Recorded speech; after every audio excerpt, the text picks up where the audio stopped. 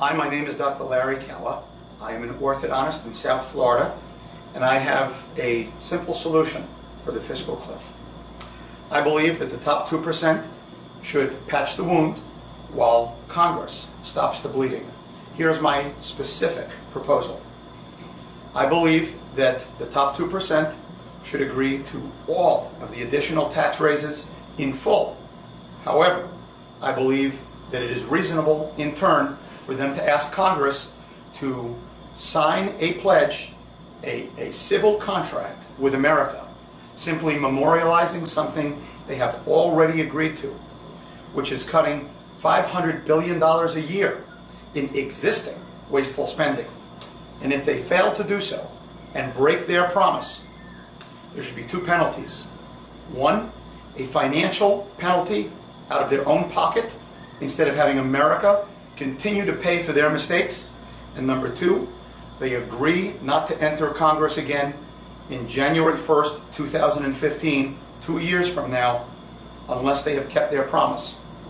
I have researched this, and it is 100% legally binding, feasible, and enforceable.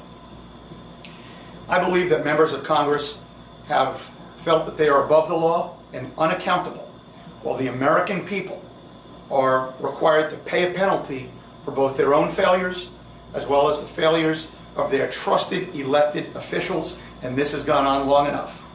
I believe there should be a website in the interest of transparency that describes specifically what budget cuts have been made in terms of wasteful spending and which congressmen and which congresswomen have voted for those specific cuts.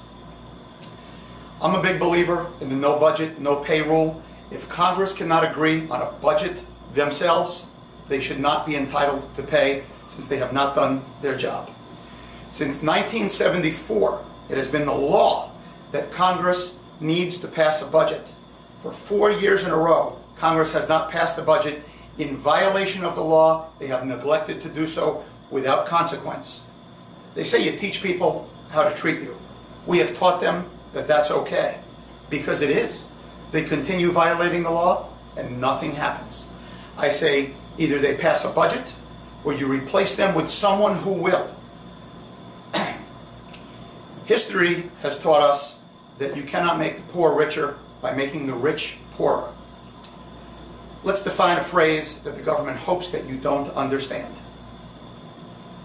That phrase is fair share. The bottom 50% of income earners in the United States pay 1% of the federal income tax.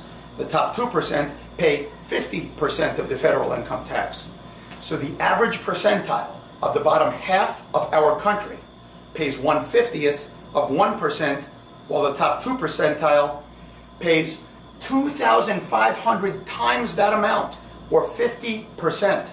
I ask you to ask yourself as Americans, how much more should we charge them for it to be their fair share? These are not my opinions. These are mathematical facts.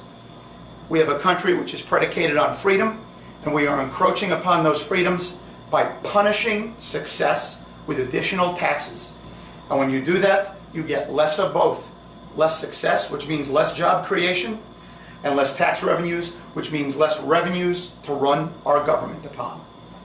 If we had given our government all of the tax increases that they have asked for, it would run the federal government for a total of 8 days.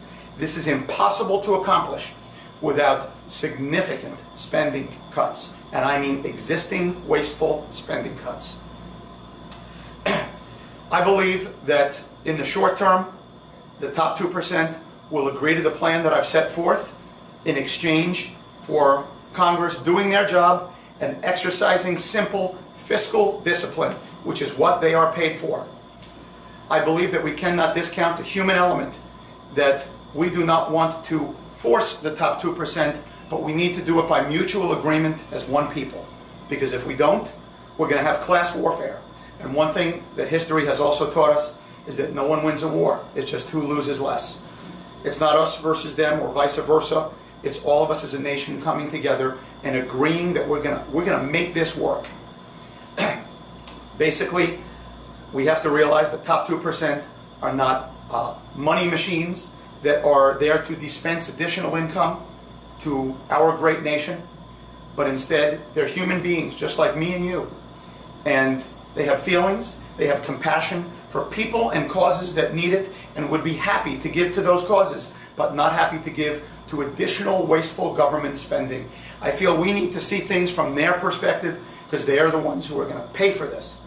And we need to realize they're willing to give, provided that Congress is willing to give back. It has to be fair, mutually agreeable, and we can do this together. If you agree with me, I ask you to go to our website at balanceournation.com and ask your congressman to do the same. Go to house.gov and ask them to go to balanceournation.com, or you can call them at the following number, 202-224-3121. That is the number of the Capitol switchboard, and tell them how you feel. And I ask you to go to our website, give us your feedback, sign our petition, and ask them to do the same. My name is Dr. Larry Kawa. I thank you for your time and consideration, and like most of you, I paid for more than just this message. Have a great day. If you were to look at the government budget as if it were a family budget, here's what it would look like. Now, I've removed 8 zeros in order to help make it more understandable. This family would have brought in $21,700 in income. However, this year they would have also spent $38,200, and they would have put $16,500 on their credit card, almost as much as they made. The total outstanding balance on their credit card, they owe $164,000. Their remedy, they have cut their annual budget by $385. Clearly, this will not work. We need to realize that we cannot continue to spend what we don't have. We borrow 46 cents on every dollar that we spend. There's the old expression, the rule of holes. When you're in one, stop digging. We're in a hole. We really need to stop digging. Here's another analogy. The bottom 50% of income earners in the United States earn 13% of this nation's wealth. The top 2% earn 20% of this nation's wealth, meaning these guys and gals pay 50%, they earn 50% more income than these do. However, they don't pay 50% more income. Percentage-wise, they pay 250,000 times the percentage rate as the average percentile in the bottom 50%, those that pay 1/50th of 1% of the federal income. Again, I ask you to ask yourself, how much more would they have to pay to make it their fair share?